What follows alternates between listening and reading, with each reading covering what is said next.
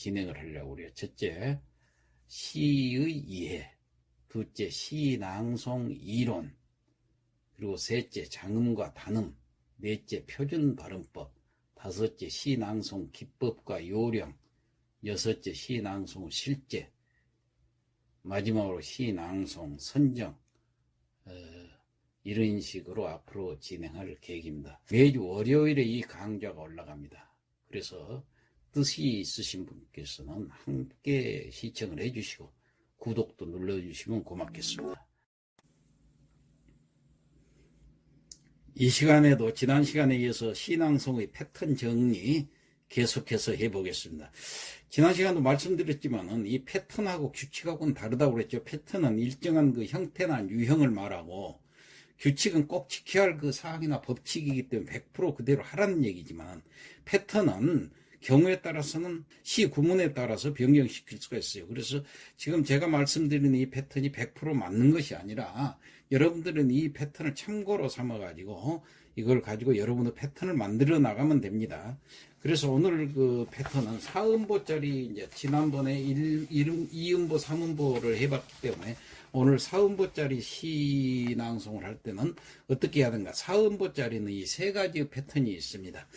지그재그로 나가는 패턴이 두 가지가 있는데 지그재그로 나갈 때도 처음에 평음으로 나갔다가 중간음을 평음이라고 그럽니다.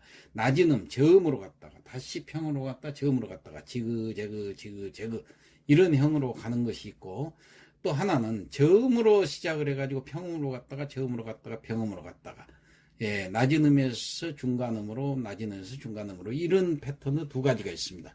그리고 마지막으로 점층, 지난 시간에 했던 점층으로 갔다가 원위치로 돌아오는 경우가 있습니다. 그 예들을 하나씩 들어서 한번 해볼까요? 예를 들어서 적적히 비어있는 이 인생을 할 때 이 사음보죠. 그러니까 적적히라는 것을 평음으로 먼저 해줍니다. 적적히 비어있는 저음으로 내려오죠.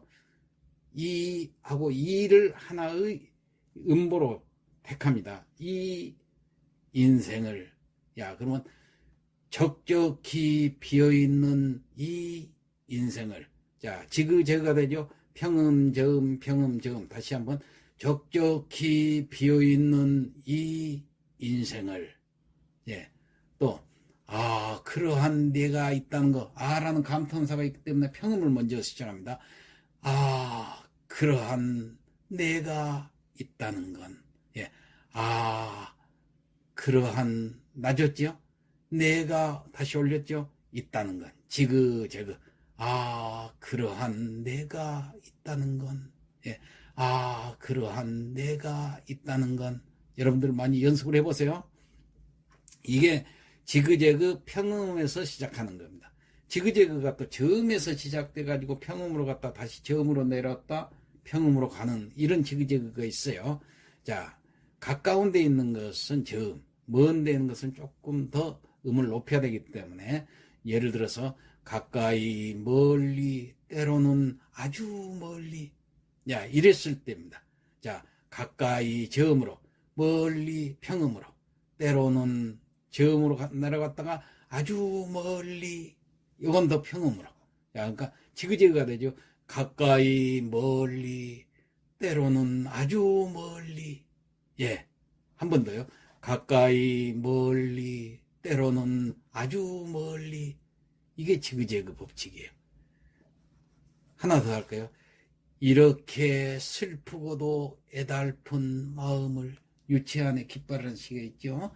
이렇게 슬프고도 이렇게 저음 슬프고도 평음 애달픈 저음 마음을 평음 그러니까 이렇게 슬프고도 애달픈 마음을 약간의 차이는 있지만은 지그재그가 됩니다. 이렇게 슬프고도 애달픈 마음을 밋밋하게 해버리면은 그러니까 이 톤이라는 것은 밋밋하게 하면은 이게 아주 시가 건조해져요.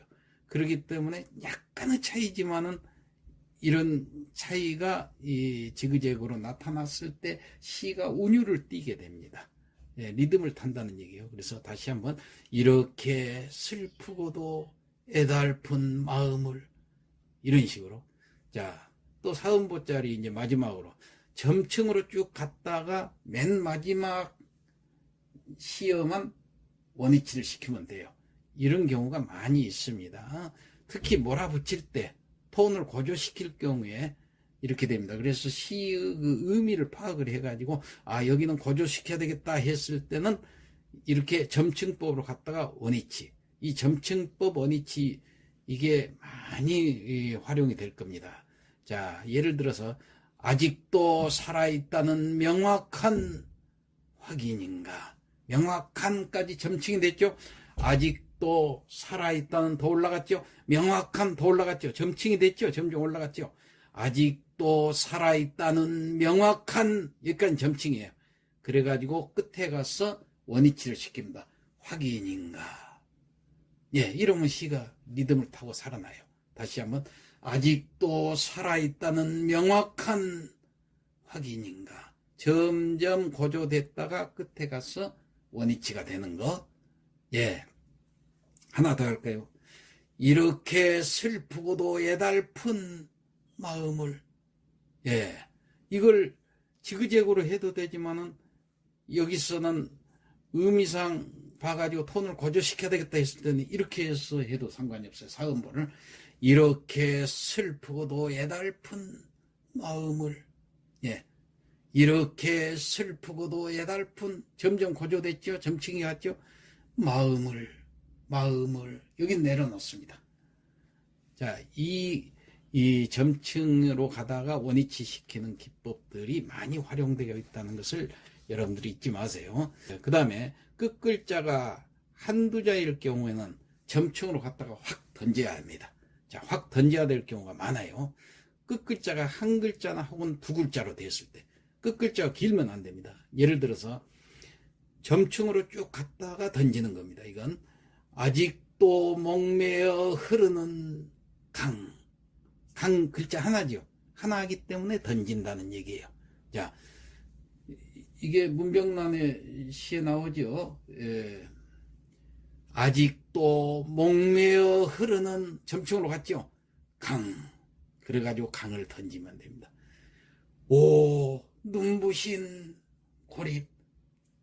문정희 시에 그런 게 나오죠.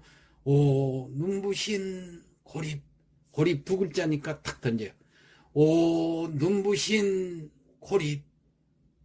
하나 더 봅시다. 이다지도 융융이 흐르는 강. 한 글자니까 탁 던집니다. 예. 이다지도 융융이 흐르는 강. 예. 하나만 더 할까요? 몸부림치며 흘러온 역정. 예. 역정 받침이 있기 때문에 역과 정을 약간 퍼지를 둡니다. 몸부림치며 흘러온 역정. 두 글자니까 던지긴 던졌는데 역정. 이렇게 던지는 거예요. 받침이 있기 때문에 역정. 예. 자, 무조건 점층시켜야 될 때가 있습니다. 이건 이제 내용이 고조시키고 강조해야 할 구절일 때 그러거든요. 끊임없이 생각나고 보고 싶고 그리워지는, 계속해서 점층이에요. 또 두 쪽으로 깨뜨려져도 소리하지 않는 점층법으로 몰아붙이는 겁니다. 자, 끊임없이 생각나고 보고 싶고 그리워지는, 점층이면서 몰아붙이는 거예요. 두 쪽으로 깨뜨려져도 소리하지 않는, 이런 식으로 점층시키면서 고조시키는 거예요. 그러면 점층만 시켜야 되는 게 아니라 점강을 해야 될 경우가 있습니다. 영원한 노스텔지아의 손수건, 점점 내려와요. 영원한을 먼저 강조를 하고, 영원한 노스텔지아의 손수건. 또 소리하지 않는 파이가 되리라. 점점 점강이 되죠. 나직한 대화를 나누고 싶습니다. 자, 이런 식으로 점층이 됐던 것이 이번에는 점강으로 이렇게 변하게 되는 경우가 있습니다. 그래서 이 점층과 점강을, 이걸 잘 활용해서 하면은 시가 운율이 살아나요. 예, 그래서 여러분들은 오늘 했던 이 끝글자 한자나 두자일 때 확 던진다는 거, 이것과 그러면 시가 확 살아납니다. 점층과 정강법을 잘 배합을 해서 융합을 해서 낭송을 하면은 율이 살아난다는 거. 오늘 여기까지 했습니다. 이상 마치겠습니다.